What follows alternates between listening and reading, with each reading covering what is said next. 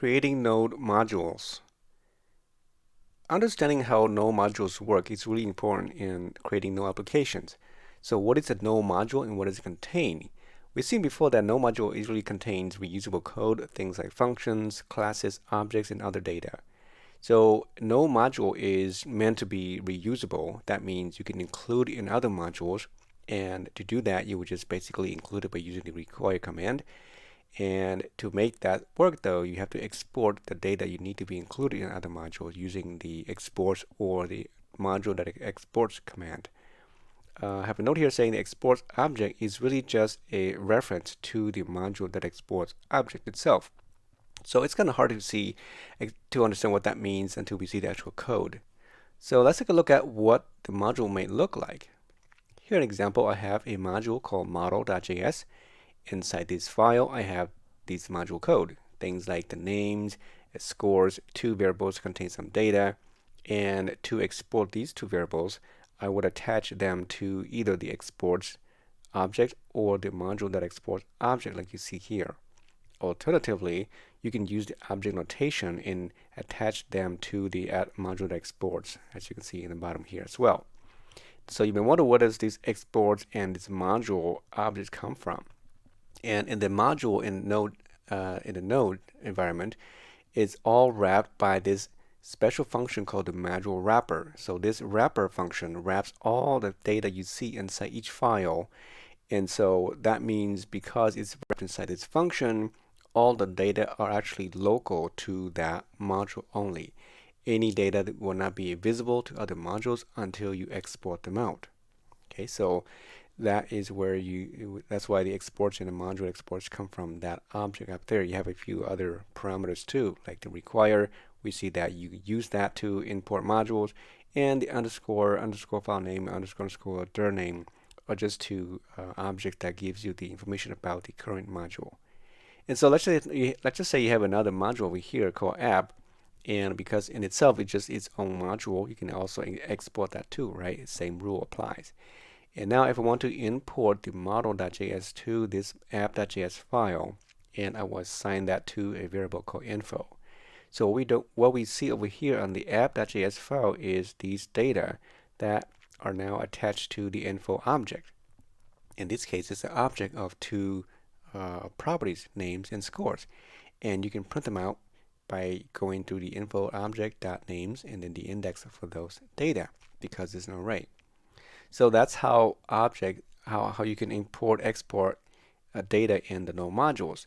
So let's go and see how this actually works in the code.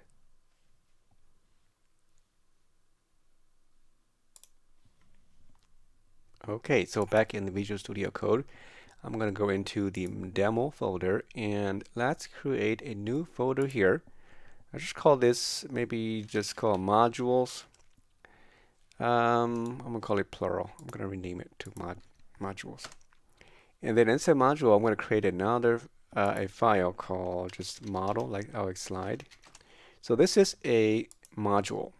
Again, the function we don't see has these parameters. The require exports module and dir name underscore file name. These are the five properties that are available in each module. So the last two are pretty straightforward. If you want to see what that means, you just do a console log. I can spell. If I log in the dir name, I'm just going to basically get the name of this directory. Okay, I put dir name here, console log, the underscore file name. Okay, if you save that and then go to the terminal and navigate to the modules folder inside the demo. So there it is, the model. So again, to run this file in the Node environment, just type in node space and the name of the model or the module. In this case, it's model.js. Again, the .js is optional. So you can see that it returns the modules directory. It's an absolute directory from your C drive. and then the file name gives you the actual file name along with the entire absolute directory to that location. So it's really useful in some situations. But we're more interested in the exports and the module object here. Okay, so those two are pretty just straightforward. I'm going to delete those here. Now, if you want to know what's inside the export, so export again is just a reference to the module.export. So I'm going to do a console log here again. I want to see what's inside the module. If you just type that and save it and run the command again, okay, so you see that down here, it gives me some information about this module object. It's a collection of some very important properties, and the one that we want to see is the exports property here. As you can see, is an object. It's an empty object. So that means we're not exporting anything out in this module. So even if you import this module in another file, you're not going to get anything at all. Okay, so and if you, however, just do the exports like this, you save that, clear my console, run it again, you see that it's just an object, right? There's no data attached to it. So in a sense, it's the reference of the model.exports. Now, when we do something in here, so for example, if I go and type in a some data, we just do some really simple data here, and we'll attach it to the exports. So I'll put here let names equal to, again I use the same one I used in the slide. I think it was Lynn, and then we have one more for say Mike. Okay, and then we have the scores equals to some scores. And it could be anything, 100, 90, 80, doesn't matter, 89. Okay, so now I want to export them to other modules. So you can attach them by going to the following. Use exports. If you just do exports equal to like names like that, it's not going to work. Okay, this one here, if you do it this way, you're not exporting to other module. This is just local to this module called Node.js. So if I run it now, you see that in the command prompt, it just print that information. So the same rules, just that it's a variable, assign some local data to itself. That's it. Now if I type in here, if I want to go and show the module, it's the more important one, this module here contains that information. So if I go and save that, go to my terminal, run it again, and now you see that if I scroll up, in the exports property, there's none. So as you can see, it's not attaching to the module at all. To make this work though, you would have to use like the module dot exports equals the name, and then now whatever you attach to assigned to this exports will be exported. So go back down here again, clear my console, up arrow key and run that command again. If I scroll up again, you see that now in the exports property, I see the data being attached to it as you see up here, exactly the same name. Okay, so I'm exporting everything here, whatever it is, not everything I should say, whatever you attach to this exports object, in this case, its name. So that means if I want to export scores also, I cannot do this. If I do exports again, equal to scores, if I do that, then you only see the scores. So if I run the command prompt, you see that now the scores are passed to or exported, but not the names anymore. And the reason is because if you do the exports, this is actually overwriting what was there before, right? So just makes a lot of sense. If you want to export both of them, you have to do the following. You can do a dot name as a property assigned to the names, and then the dot scores assigned to that scores. If I save that now, so now I'm exporting two objects that are attached to the exports object itself.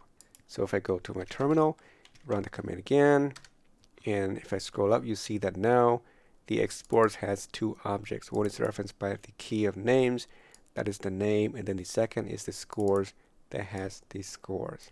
So that's how you export multiple data to other modules.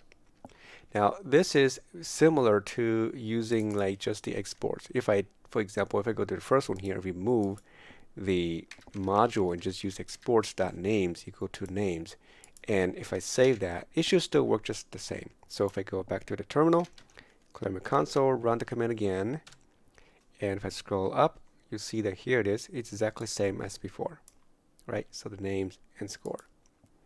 So it doesn't work when again if you don't attach that name to it. If I just do that, then it's not going to be exported. Only you see is just the scores. Okay, so clear my console, run it again, and scroll up. You see that only scores is being exported. Okay, so the dot name is important here. Okay, if I add another one like down here, for example, say exports dot I don't know, just like some data equals some information 1, 2, and 3, for example. So I'm using the reference export, the shortcut that also reference the exports here. I'm attaching another property to that. So when I run in the command prompt down here, and as I scroll up, you see that now I have 3 properties. Oops, I'm scroll down a little bit here.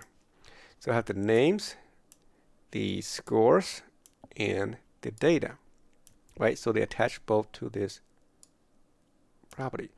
So now what happens when I go to, let's just say down here, and if I do another module.exports.data equals, I put the word apple, right?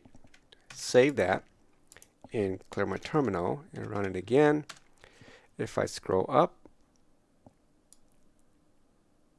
right, you see that now data is replaced with just apple, because again it's a reference type. So whether I use exports.data or module.exports.data, whichever occurs first will be overwritten by the latest one down here in that order. So that's why this was, but then I overwrote that in down here. Okay, so this should show that it actually is a reference to the exports. So either one should still be fine. The only difference is if you happen to not attach the dot property to the exports like this. If you do that, then all of these are lost. Okay, because this one here will overwrite everything and then replace with just the word apple. So if you save it now and clear my console and run it again, if I scroll up, you see that everything is now gone. All you get is just the word apple attached to the exports, and that we export out as just a simple data called apple. Okay, so that's really important to understand between the two example here. So I'm gonna just remove these here. I'll leave the rest as is. So I have the names, scores, and some data. Okay, and let's also turn this off. All right, so now let's just say we want to export this to the other module. And so I'm going to create another file here. Make sure I'm in the same directory. And I'm going to call it main.js. So this is my main application. And I'll import that inside this file. So I'm going to do a, I'll say let data, I'll just call it info, equals, and this is how you import information from other modules using the require function or command here. Inside here is the directory to that module.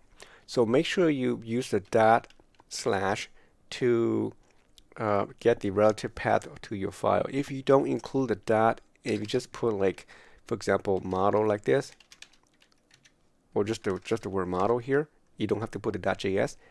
What it will do is it's not going to get what you expected. Okay, so if I go in here and print the console, to the console info. Okay, if I go to the command prompt here, clear my console, and now I'm going to run the main instead of the model. So node main. So you see it has some error. It says the module not found. If I scroll up, okay, it says cannot find module model. But it's right here. Okay, so the reason why you need to put the dot slash in front is to get the current directory. If you don't do that, if you just do that one, what this will tell Node is that it's going to look inside the Node module folder. So in here, it's going to go in here and try to look for that model inside there. If it's not found, then that's where you get the error, right? So what does it mean? Well, for example, if I move this model and put it inside the Node module, let's move that here, okay? It's not inside the Node module. And then now if I run it again, let me close this for now. And then if I run it again, clear my command prompt, you see that now I am able to get the information because now it's going to look inside the root directory of the Node modules and find the model file there and then run it. Okay, so it's really important to make sure you put the dot in front. If you don't put it, it's going to go into the Node modules folder, which is the core folder. So I'm going to put this back to where it was before, the model here, back to the modules folder. Okay, so now back to the main, and I fixed that already, so that'll work. As you can see, just test that again. So I got my data, those three data patched through to the info object, right? And so be really careful here. It's a little bit kind of tricky when you do the importing here. If you have, this is in the current directory. There's sometimes that you want to put into a different directory. So let's just say that in the model folder, I'm going to create another directory over here, and I'll call it model also. The same name as the model.js. I'm going to put that inside it. So I'm going to grab it, just click on it, and drag it inside the model folder. Just confirm to move. I don't need to do this, just say no here for now. Okay, so I have the model inside the model folder. In my main, as you can see, if I run it now, just the way as is, I did not change anything in the code here at all. If I go to the command terminal and run, you see that now I have a problem. It says cannot find a module again. If I scroll up, it says cannot find module called model. Okay, well, this tells you that I'm going into a directory called model. Inside the model, I have the model.js. So I have to do something like this, right? Model and then model. If I do that, then yeah, I should solve the problem. If I run again, you see that everything comes back as before. Okay, so two things to think about here. One is if you have a model inside another model directory, if the name inside that name is in there, right? You have to go to the directory and then name that a module. If you don't name it, just like that, right? We had earlier. That means I'm going to call inside the module or the folder called model. And what it would do is it's going to look for a file called index.js. That's the default. That's why we didn't find it earlier. So if I go in here to the model folder and say I create another file, I call it index.js. And I just put some, there's no data there. I'm not exporting anything there. So now if I go to my main one, notice I just put /model. We're running now in my terminal. You see it returns an empty object, okay, because it's calling the index here. Just to make sure that works, I can do an exports module.exports and a very simple one, hi. Okay, save that, go back to my main, nothing changes here, run my command again. You see that I get the message hi, it's returned. So when you don't include the actual module name, and if this is a directory, then it's going to look by default for the index.js file. If it cannot find one, you're going to have an error. So if you want to load the specific module, then you want to specify that here. Okay, and now I should get the original data back from the model. So here we are again. So that's how modules work, how you export and import into other modules. Just be careful when you name your module, where you place them, and how you import them into other modules. Use the / notation to make sure you're loading your local models and modules and not the one that's coming from the global or from the Node modules folder.